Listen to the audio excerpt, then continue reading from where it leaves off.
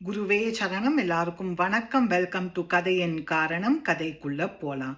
Ram was an Uber driver. ஒரு நாளைக்கு mid நைட்டுக்கு அப்புறம் ஒரு சவாரி புக் ஆச்சு. புக் பண்ணி நான் வீட்டுக்கு போயிட்டு கால் பண்ணினா யாருமே ஃபோன் எடுக்கல. வீட்டு கதவை தட்டி ஊபர் டிரைவர் வந்திருக்கேன்னு சொன்னா இன்கேஸ் யாருக்காவது எமர்ஜென்சினா ஹெல்ப் பண்ணலான்னு. வீட்டுக்குள்ளேருந்து ஒரு வாய்ஸ் கேட்டுது, 2 minutes அப்படின்னு.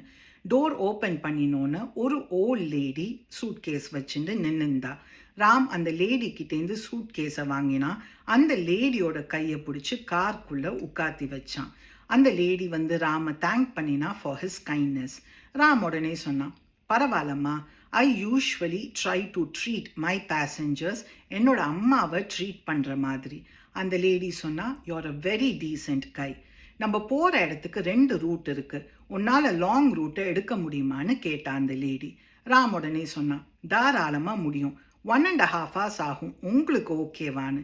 அந்த லேடி சொன்னா, எனக்கு ஓகே, நான் ஹாஸ்பிஸ் தான் போகிறேன், I have no family left அப்படின்னு கொஞ்சம் கண் கலங்கி சொன்னான். ராம் உடனே கேட்டான், ஹாஸ்பிஸ்னா என்னன்னு. அந்த லேடி சொன்னா, it is a home. People who are terminally ill, இன்னும் ஃபியூ மந்த்ஸ் தான் உயிர் வாழ போகிறவாளுக்கு ஷெல்டர் கொடுக்குற இடம்னு.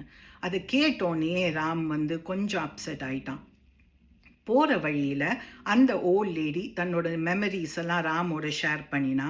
தனக்கு பிடிச்ச சில பிளேசஸ்லாம் ராம் கிட்ட காமிச்சா. ஒரு அப்பார்ட்மெண்ட்டை காமிச்சிட்டு சொன்னா, கல்யாணம் ஆன புதுசில் நானும் என்னோட ஹஸ்பண்டும் ஃபஸ்ட்டு இங்கே தான் தங்கினோம். நிறையா ரெஸ்டாரண்ட்ஸ், பார்க்கை காமிச்சிட்டு சொன்னால், இந்த இடம்லாம் தான் எங்களுக்கு ரொம்ப ஃபேவரட், அடிக்கடி இங்கே வருவோன்னு. அந்த ஹாஸ்பிஸ் ரீச் பண்ணினோன்னு 2 பேர் வெளில வெயிட் பண்ணியிருந்தா அந்த லேடிக்காக. அந்த லேடியை வீல் சேரில் உட்காத்தி வைக்கிறச்சேல ராம் அந்த லேடியோட சூட் கேஸை ஒருத்தர்கிட்ட கொடுத்தான். அந்த லேடி ராம் கிட்ட சொன்னா, தேங்க்யூ ஸோ மச் ராம், நான் ரொம்ப என்ஜாய் பண்ணினேன் என்னோட டிரைவை.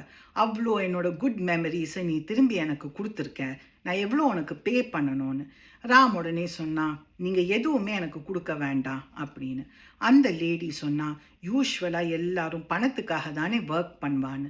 அப்போது ராம் சொன்னான், நீங்கள் நம்ப மாட்டேன், இதுக்கப்புறம் எனக்கு அவ்வளோ சவாரி இருக்குன்னு அந்த லேடியை ஹக் பண்ணினா. அந்த லேடி இன்னும் டைட்டாக ராமை ஹக் பண்ணிட்டு சொன்னா, ப்ளீஸ் டேக் கேர், பை அப்படின்னு. ராம் காரில் ஏறினோன்னு வேற எந்த சவாரியுமே எடுத்துக்கல.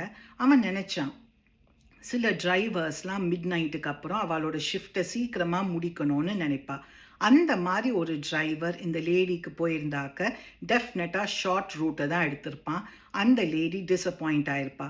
தேங்க்யூ காட், அந்த லேடியோட ஆசையை ஃபுல்ஃபில் பண்ணினதுக்காக. அந்த லேடியை ராமோட மைண்ட்லேருந்து அவனால் எடுக்கவே முடியல.